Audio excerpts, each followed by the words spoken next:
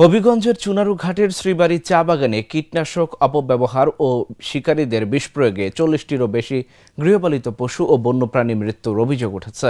এতে জীববৈচিত্র্য মারাত্মক হুমকির মুখে পড়েছে বলে আশঙ্কা করছেন স্থানীয়রা। হবিগঞ্জ থেকে সনি আহমেদ চৌধুরীর পাঠানো তথ্যচিত্রে ডেস্ক রিপোর্ট। হবিগঞ্জের চুনারুঘাট উপজেলার শ্রীবাড়ি চা বাগানে কীটনাশক অপব্যবহার ও শিকারীদের বিষ প্রয়োগে একের পর এক গৃহপালিত পশু ও বন্যপ্রাণীর মৃত্যু হয়েছে বলে অভিযোগ উঠেছে।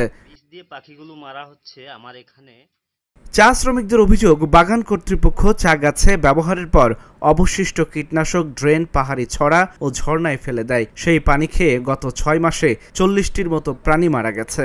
এই ঘটনায় শ্রমিক রবিলালের ৫টি গরু মারা যাওয়ায় বাগান কর্তৃপক্ষের বিরুদ্ধে মামলা করেছেন। ইতিমধ্যে বন্যপ্রাণী ও জীববৈচিত্র্য সংরক্ষণ বিভাগের ৫ জন কর্মকর্তা ঘটনাস্থল পরিদর্শন করেছেন। মারা গেছে ৩টা, আবুর মারা গেছে বিশ্বনাথ 2টা। এই দারিঙ্গে নয়নের গরু মরে, গাব গরু 5টা। এই তারা ওষুধ যাহার ফালাই দেয়, ফালাইয়া এদিকে বান্দর মরে, শুয়োর মরে, হাঁপ মরে। আর আমরা পথে আমরা যখন স্টেশনে কাম করতে যাই তখন গন্ধ পাই, তখন গিয়ে দেখি এই শুয়োর মর। ৫-৬ বছর ধরে মরছিল আমার 2টা গরু। অনেক কিছুই মরছিল, সাপ মরছিল, ঘই সাপ মরছিল, অনেক কিছুই মরছিল। দেখছি, নিজের চোখে দেখছি, মোবাইলও আছে আমার, মোবাইলে ভিডিও করছিলাম। গরু মরছিল, এগুলা ভিডিওগুলাও আছে আমার সামনে। বিচার চাইছি, বিচার পাই নাই। দেখি এই বিদায়ে আজকে ডাকছি। শিশুকে ছেলে একটা ডাক দিল, প্রায় 7 বছরের ছেলে, দাদু করে ডাক দিল। চিৎকার দেওয়ার পরে দৌড়ে আইলাম, আয়া দেখেছি যেখানে খাইছে ওষুধটা, কিন্তু ওইখানে প্রমাণটা পাইছি না। আর যেখানে খাইয়া গেছে অন্তত পক্ষে আরো 10 নল দূরে গরুটা দেখি ছটপটে তখন লেবু টুবু আনিয়ে তারা মনে করে হেফাজত করতে আসে, একটার পর একটা 2টার পরে। এরপর খোঁজ নিলাম কোন জায়গাটা বিস্ফোরণ হইতে আছে, কিংবা এখানে তো ওষুধ মেখানো হয়েছিল। এরপরে গিয়া দেখি যে একটা গত্রর মধ্যে সামান্য 6-7 লিটার পানি হইব, এটা মিষ্কার করা।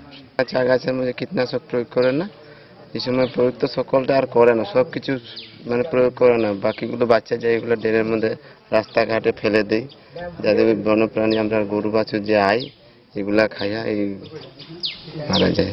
তবে সংশ্লিষ্ট কর্মকর্তারা অভিযোগ অস্বীকার করে জানান, সরকার অনুমোদিত কীটনাশকই কেবল নির্ধারিত মাত্রায় ব্যবহার করা হয়। অতীতে কখনো পশু মৃত্যুর ঘটনা ঘটেনি। এবার মৃত্যুর ঘটনা ঘটলেও তার সঙ্গে কীটনাশকের সম্পর্ক নেই বলে দাবি করেন তিনি।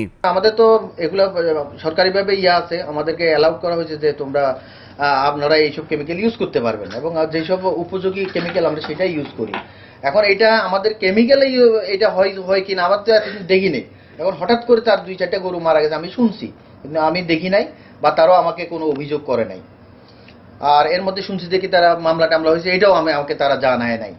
তা যাই হোক, এটা কেন হয়েছে আমি জানি না, কিভাবে এটা তার গরু মারা গেল। এটা সেকশনের ভিতরেই, তারা বলতেছে যে সেকশনের ভিতরে মারা গেছে। এরা কোন কেমিক্যাল ইউজ করছে, এটা হয়তো তো গরু খাইছে টাইছে, এইগুলো তো আমার এই সম্পর্কে আমার কোনো ধারণা নাই। এবং এতদিন মরে নাই, তাহলে তো মরলে প্রত্যেক দিনে মরতো। আমরা তো সেই শুরু মার্চ থেকে শুরু করছি যে কেমিক্যাল করা।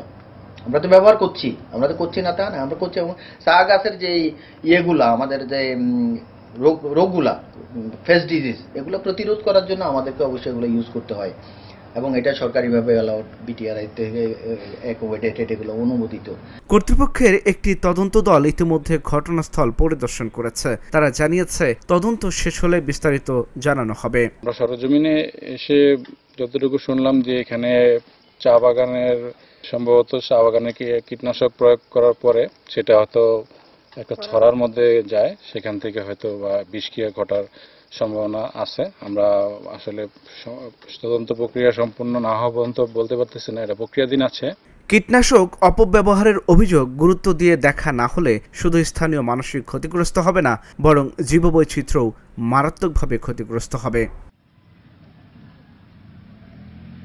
Dhaka journal news desk.